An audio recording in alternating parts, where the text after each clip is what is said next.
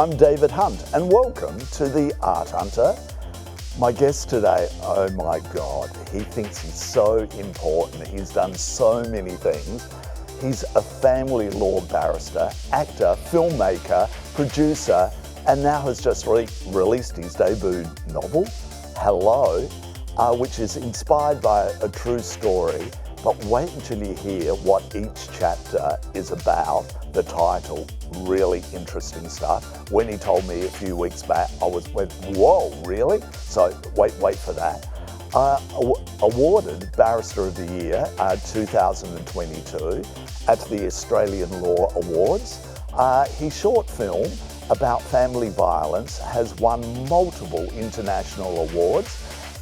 And open at the Chinese Theatre in LA. That's where the Academy Awards used to be years ago.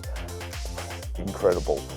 Published a children's book, and you might even see it over my shoulder, and a short film about children and family violence, winning 12 Best Film Awards and nominated for a BAFTA and an Academy Award.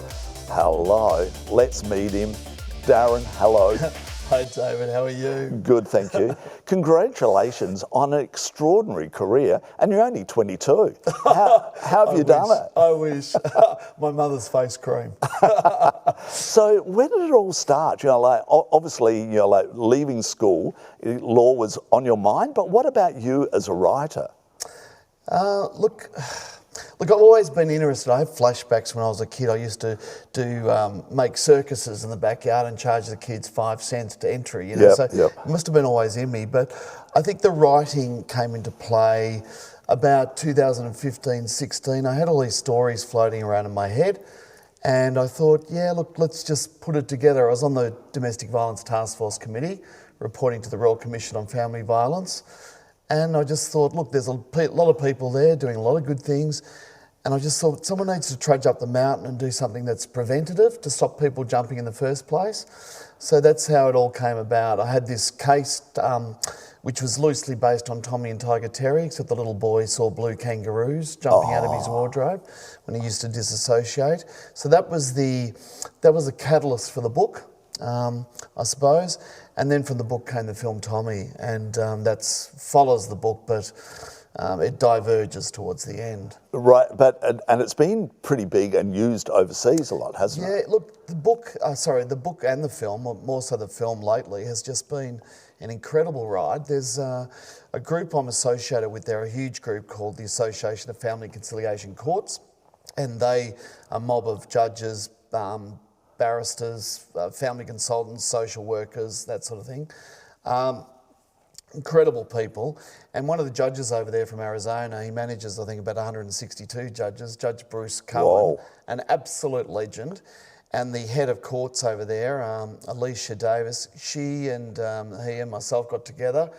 And Tommy is now embedded in the American State Courts program, where judges can order parents watch my film effectively. Wow. I know, which is great. It's a high conflict model. Yep. And the research thus far has indicated it's made a marked impact on people's adverse behaviours. So why isn't it being used back here? Well, I'm crossing my fingers it will be. There's a lot. But is that wrong though? The fact that all of a sudden you've got it happening overseas, but in your own country, they haven't jumped on board. Yeah, it's complicated, I suppose, and it's being in the right place at the right time. The Americans were looking for a high conflict model. The film suited that model.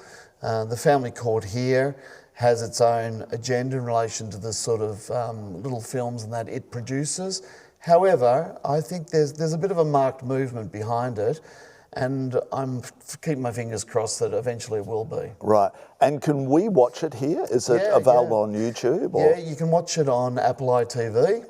There's a very modest fee of about $2.98. Yeah. And you can watch it on Apple iTV. A lot of people use it for presentations. A lot of psychologists. I know, for example, in Tasmania, Catholic Care use it, Berry Street. A number of organisations here use it. I do presentations all around the country with it. and people are really impacted by it. It's a pretty compelling little film because I think it pulls at everyone's heartstrings. Yeah. It does it in a subtle way. It's not expositional, and it's a common story that we all know of or have been involved with. How proud are you of that? The fact that one, you wrote the book, and over your shoulder, there you are with the book, but also the fact that it's now a film, an animated film. Is it animated or? No, it's not. It's dramatised. Right. Okay. Yeah. And used by like within the law fraternity over there.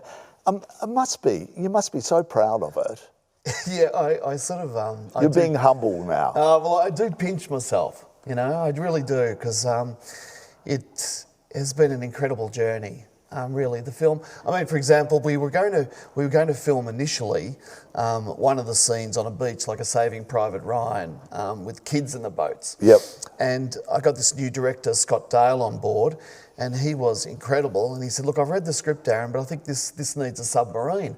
And I said, "You've got to be joking, Scott." I said, "I have not got the Avengers budget, all right? There's no Thor coming down or the Hulk, And he said, "Nah, leave it with me for a couple of days and I'll get back to you." Anyhow, sure as eggs, he got back to me 2 days later and he said, "I've got this submarine in the middle of Western Port Bay. We just got to hire a boat to get the camera crew out there and the cast. Yeah. And it's yours for nothing." And I thought, oh my God. And it actually lifts the production values of the film so high because, of course, it becomes Tommy's place of isolation. Right. Yeah. So at where he escapes to. Yeah, and the beauty about the film is, well, number one, Tommy doesn't speak in the film. All the adults around him speak. But the other thing too is I was thinking about this the other day. The film allows you to breathe. It allows the viewers to breathe because there's some tension in it, some stuff that's a bit hard to watch sometimes, but the actual film allows you to breathe. And I think that's really important, no matter what film you're watching, that it does give the audience that time. Yeah. How long does the film run for? Just 20 minutes. Fantastic. And enough to hold people's attention. Yeah. And who is the audience? Is it the parents or is it the whole family? No, I don't think the whole family. I think probably the parents. Yeah. Right, okay, not the kids. No, I don't think it's suitable for kids. The book is. Yep. The book's got a nice little happy ending. The film's a bit more in your face, I think. Okay. Yeah. Wow. Yeah. Wow. That's amazing. So we're going to jump back a little bit. You're a barrister, and lawyers often are actors or comedians. True. Here you are, on the side, you're an actor as well. Why? Oh, why? I think it gets back to holding those circuses in the backyard.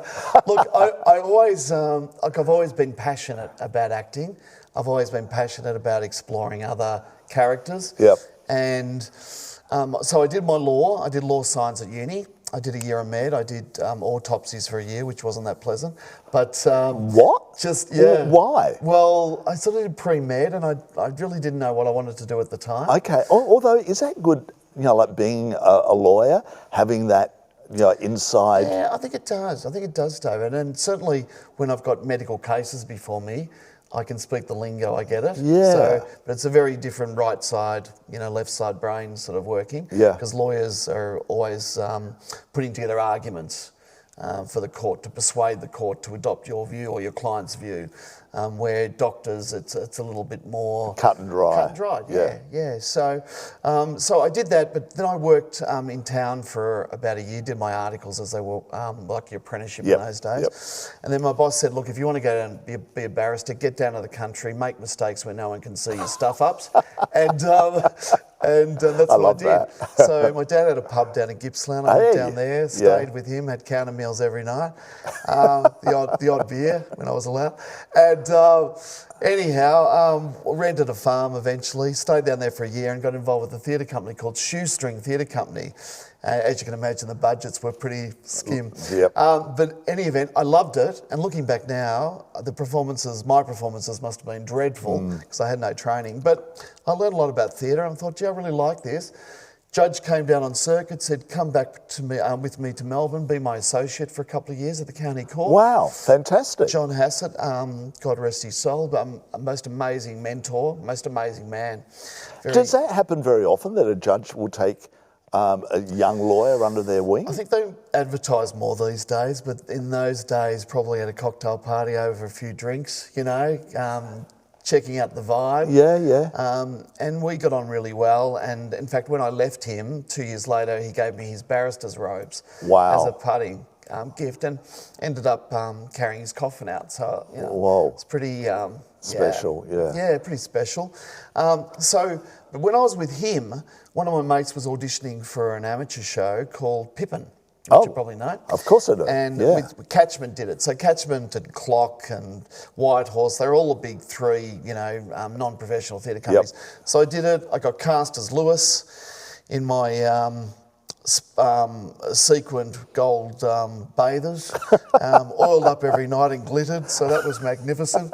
Occasionally I'd rock up to court the next day and the jurors would give me a bit of a wink. But so I did that, and then I got approached by a person in the audience one night, a casting consultant, saying, would I do commercials? I said yes. A week later I'm doing commercials with Paul Cronin.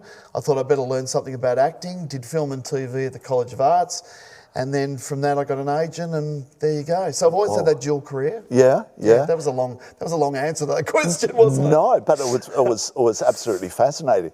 And you know, like, isn't it good, instead of just concentrating on your, you know, like, barrister world, that you've got something else on the side to take your mind off of all that, because it must be very, very draining, you know, being in court, you know, like arguing cases, defending cases. Yeah, look, I count my blessings, and it enables me to be here, to meet you on set, and just meet a whole group of different people. It's amazing, and you wouldn't believe how many people, both barristers, solicitors, and even judges, I've had conversations with lately, heartfelt conversations where they say, we don't know what we're going to be doing after we finish law.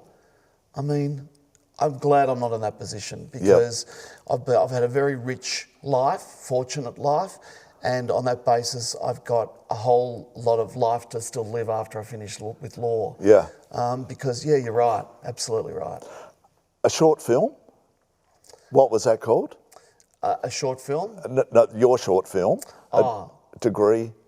Oh, Degree of Separation. You forgot. No. I was wondering whether you were talking about Millie, which is in pre-production at the Right. moment. Yeah, no, Degree of Separation started it all. A simple script, really well produced though, and it was essentially about a migrant marriage, and it turned out a gay relationship, which was just exposed at the end, and the family violence journey of both of those victims of those particular relationships. And that film actually made it to the Chinese theatre and opened up there in Hollywood, which was just amazing. Amazing. At the Beverly Hills Film Festival, it was nominated as a finalist there.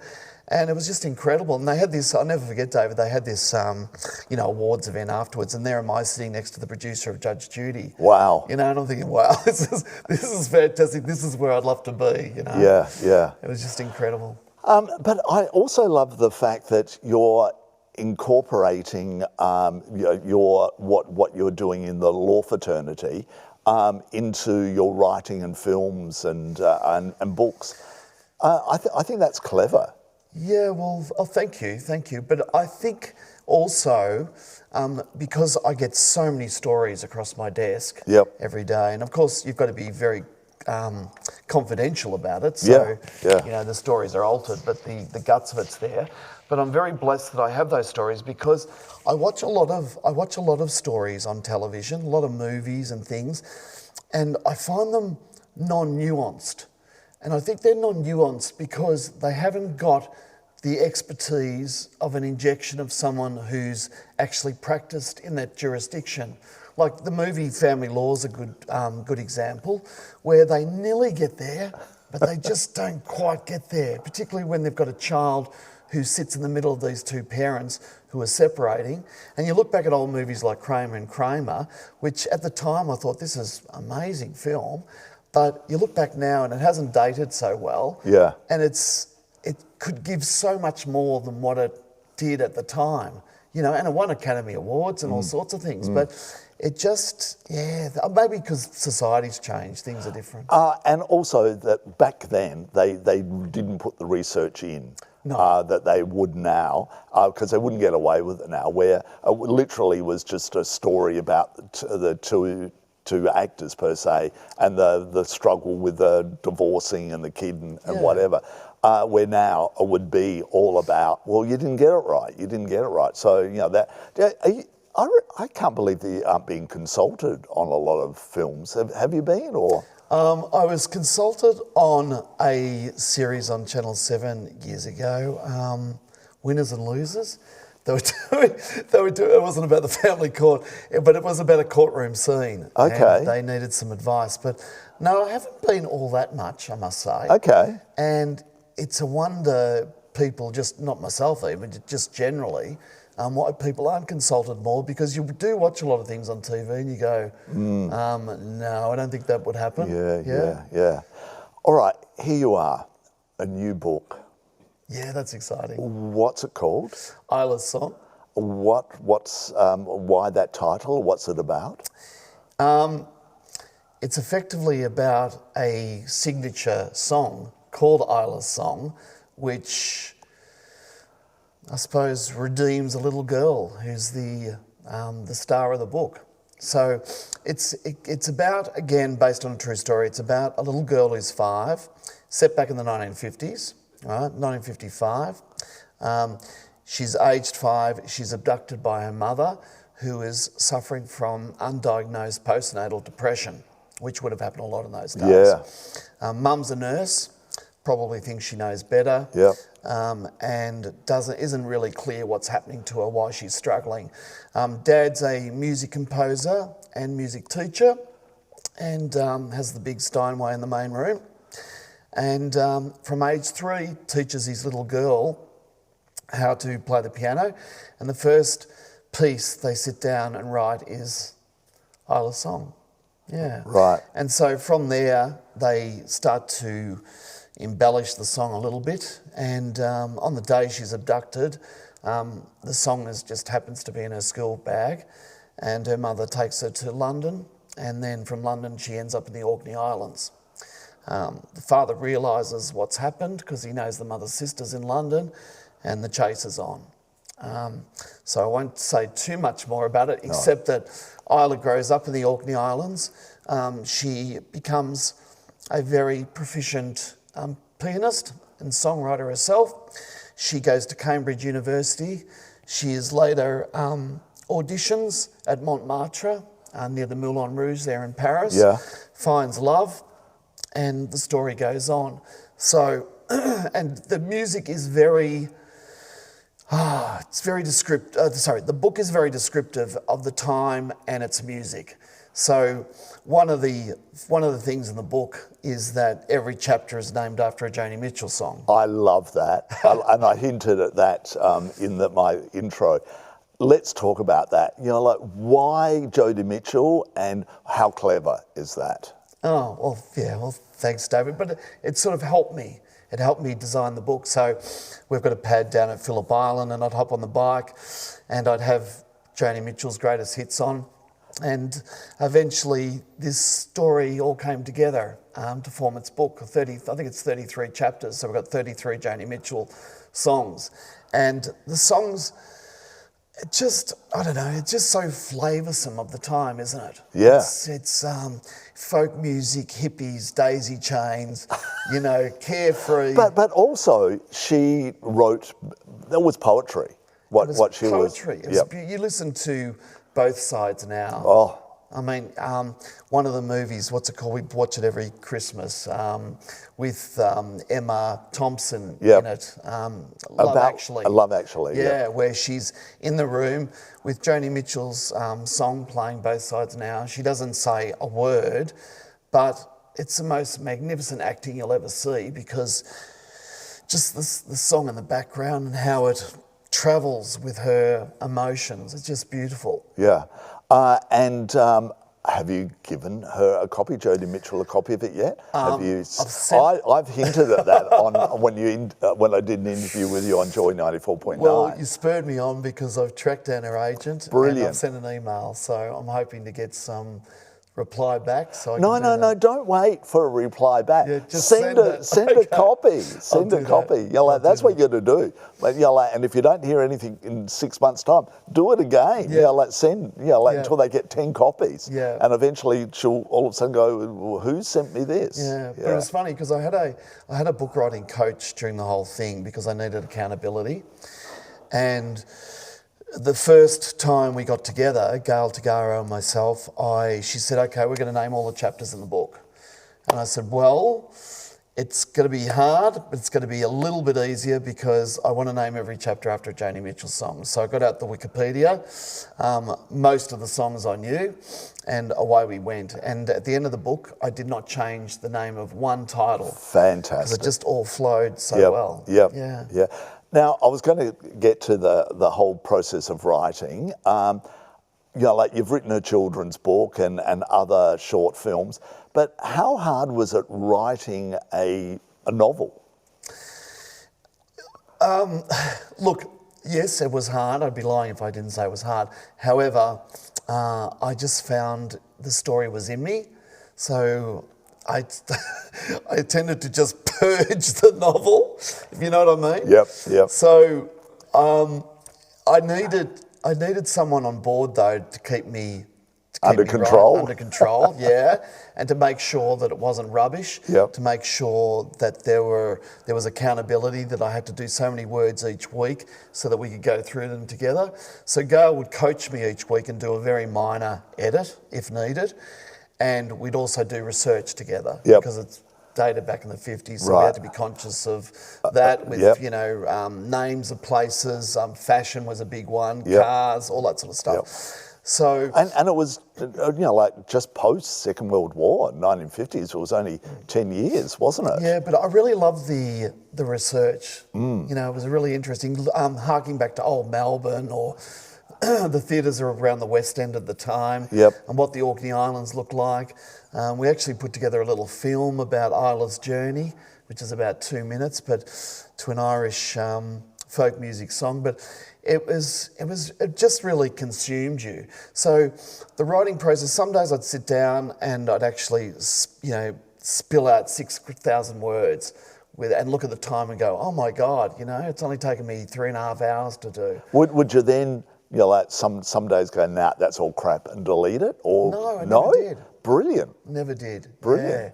Yeah, that's not to say it didn't get edited later on. But well, how did you cope with that? Because that must be a little bit soul-destroying when all of a sudden go, nah, we're cutting those few paragraphs out. Well, funnily enough, not so bad, because being a lawyer, I'm used to editing things all the time and cutting out bits and pieces of people's affidavits and things. So it didn't bother me so much. And the whole idea was I trusted Gail in the editing process. So I thought, well, that's okay. I trust her. She's going to make this the best story possible. Did you know her before? Or No, I used Dr. Google. Okay. Did a lot of research on finding the best person. I wanted a qualified registered editor. That was my main focus. Yep. And she came as a book writing coach as well. Right. So, and how was the relationship through that process? You wouldn't have known each other very well at the beginning, of course. And how was it at the end? Fantastic. She's an incredible lady, and we've become quite close as a result of that process. She tutors a lot of other people, a lot of students. She tells me I'm her favourite, but I'm sure she says that to everyone. But she's up on the Gold Coast. Okay. So there's a bit of a tyranny of distance between us. But look, she's amazing lady. And we had a big book launch here at the Alex a few weeks ago, and she was here talking to everyone about how to write a book, which a lot of people are fascinated about. Well, that's why I was asking those questions about writing, because people are, and everyone has got a book in them. Yeah, but I believe a lot of people shouldn't write a book, because sometimes you read them and go, you really miss the point. Your life wasn't that interesting. Yeah. But it's often a different journey than your life. It's a side one, like you've done here. Yeah. Can you see yourself writing more books now because of it? Well, according to my publisher, I'm supposed to. Oh, you're on a special deal, are you? No, not a special deal, but he said to me, so when's the second book? And I don't know whether he said that as a joke or what, but I do have one mulling in the back of my head. And someone said to me the other day, having read Isla's song, that there's an opening there to explore another chapter. Right. And how hard was it to get the publisher? Because a lot of people these days can't get a publisher. They're they're self-published. Self-published, yeah. Well, serendipitously, if that's the word, because you mentioned before in the intro, I was fortunate enough to get that award last year, Barrister of the Year. The Herald Sun did an article on me probably because I'm a bit of a crazy bloke with all those things, mad things I do. Michael Wilkinson, who's the publisher, Wilkinson Publishing, happened to be reading the Herald Sun that day and rang me out of the blue. Wow. And I said to him, Michael, that's really, really amazing and I'm very humbled, but how do you know that I just don't write rubbish? And he said to me, well, now and then I find a gold nugget and I'm hoping you're the nugget. I said, well, we'll see what happens. So, but once it had been edited, so Gail did 2 big edits on it. We got it, well, they weren't all that big because we got down to 115, down to 110,000 words. And then Michael read it, loved it, and said, let's go. So they didn't have to take control and edit as well? Well, they did do an edit. Right. Might have done a couple of sweep throughs, but he was really pleased with what had been done with it. And I was happy as well. And so on that basis, it was to go to print. But I cannot believe, David, how much back-end stuff they do with a book. Like, it's one thing just to write it, but all this back-end stuff they have to do to actually get it into that form. Yeah. It's incredible. Yeah, I know, and other authors have said exactly the same thing, that writing is actually the almost easy side of it, as all the other stuff. Well, the cover is spectacular, because it's right over your shoulder, a big version of the cover. Did you have any say in that, or was that very much? I did. Yeah? Yeah, I had a specific picture in my mind of a girl dressed in sort of 50s clothes sitting on a cliff edge with a grand piano. And that was my image. And that was given to Michael, and Paul he had a couple of people have a crack at it, and Paul came through with the goods on that, and it was absolutely perfect because it's got the cliffs, it's got the wildness of Scotland, it's got that wild feeling, which Isla is a wild girl, she is. Well, there's so many emotions in that cover, don't you think? Yeah. Like the sky, like the coastline, and the water running up, and the fact is, you would never get a grand piano out somewhere like that. But, like that all adds to the drama of it. Yeah. There's so much drama in that cover. It's really impressive. Yeah. And so do you think the publisher was true about saying there's, when's the next one? Probably more true than not. And you said you think you've got something? Yeah, I do. I've got this idea in my mind, which is... So I've just finished watching this TV series Succession, right? Who didn't? Yeah, I know, but I was a bit late on the pickup. Okay. So was I. I was late, yeah. But I've seen it. I loved it. It was just putrid. Amazing horrible characters. Horrible people. And horrible what that family did to their children. Anyhow, I digress, but the writing in that really compelled me, and I thought I'd love to write a novel about the family court. Hey. And that's a good one. Yes. All made up, of course. Yeah, of course. But what will your colleagues say? What will your peers say? I think they'll all buy a copy to see whether they're mentioned.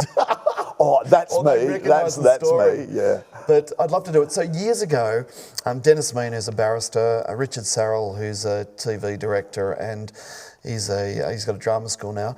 We sat together once a week and wrote a series called Just Desserts, which was based on the family court. A female lawyer, Jessica, running her own family law firm, falling in love with a guy who ran a gastronomy hotel across the road. But for all intents and purposes, she was running her office, and family court cases were happening. And it got really close on a couple of times. In fact, the ABC in Melbourne wanted to do it. It got gazumped by Crownies, I think, at the time. Right. And it's still sitting there, the scripts and everything. But there was a lot of work put into that, and there's a lot of stories that would still be worthy of inclusion in a book. So I'm thinking it could be really good. Maybe I just write the book, Just Desserts. I don't know. And then say, look, this is a perfect, for TV. Yeah. I'd have to get Dennis's and Richard's okay. I'm sure I can get a few heavies over there with some battens and fix them up. You're doing it, bud. You're doing it. Yeah. But it was so fun writing it with Richard and Dennis, and I think. I think it's still got life in it, that script. Fantastic. Yeah. Darren, congratulations on, as I said at the beginning, on what you've achieved already.